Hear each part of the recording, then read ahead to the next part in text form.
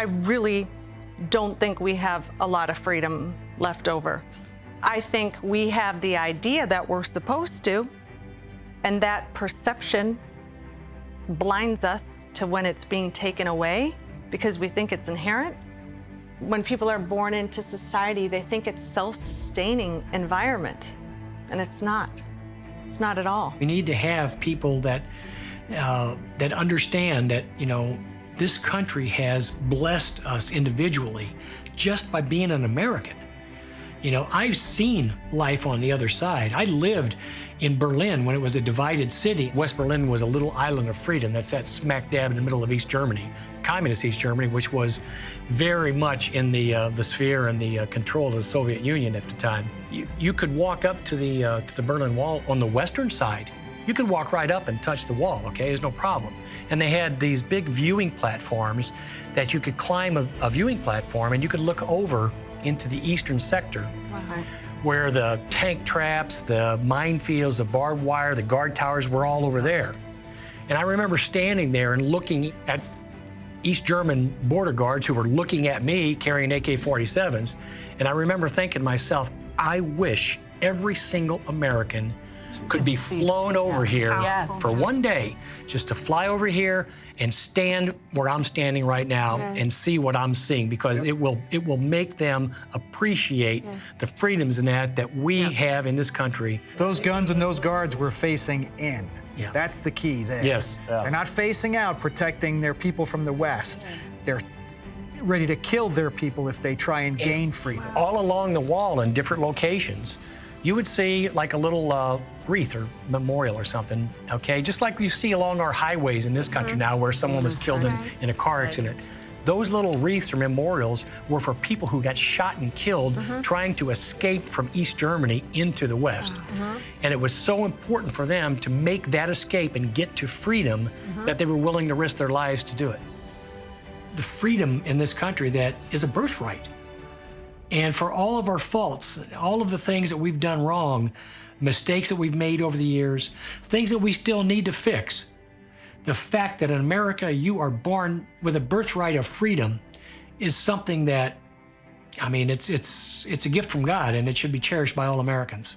So you talk about our soldiers that have been overseas in third world countries.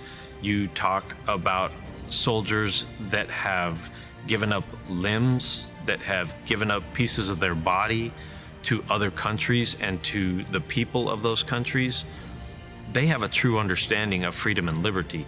When people cannot walk outside their house because they're not sure if they're gonna get blown up, if they're gonna get shot, if the local military or the local guerrilla organization is going to stop them, take their children, separate their family, kill them, rob them.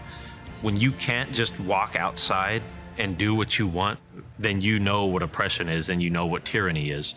And so the apathetic American doesn't have a taste of that. And so they have no idea why freedom and liberty are so valuable and why we cherish them so much. My daughter had to do a paper, a research paper 2 years ago, but the teacher said you can only go to this search engine because it's credible. And so she goes, Mom, when you have to key into it, you have to use your own identification number. That's right. And she said, and I was trying to do something that was on the more conservative slant, and I went to my teacher and I said, there's nothing here that supports my position.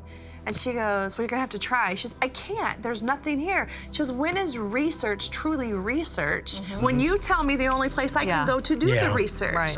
So the point was, you know, she said, she argued with her teacher to the point, I cannot do a paper that supports my position. Can I please use other sources? And finally, she beat her teacher down enough that she allowed her to use different sources. But again, did that with respect. She did. You can and pointed out, I can't, you go look, she said, but I cannot support my position.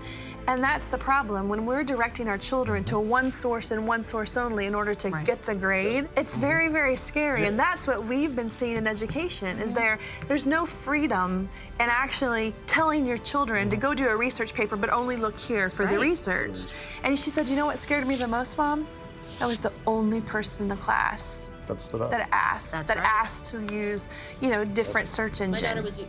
And so I think it's so important that first of all, you teach your kids to stand for what they believe in. We don't always agree on everything. It's okay. But you need to be able to articulate to me why and bring an argument to the table that's meaningful, because that's what we're not teaching our children anymore. We're just teaching them to be drones and nod their heads and go along and watch. I want my kids, first of all, to know who they are, but that to translate into what it means to be an American, to really understand the price that's been paid for us through generations and value that. That means so much to me as a mom.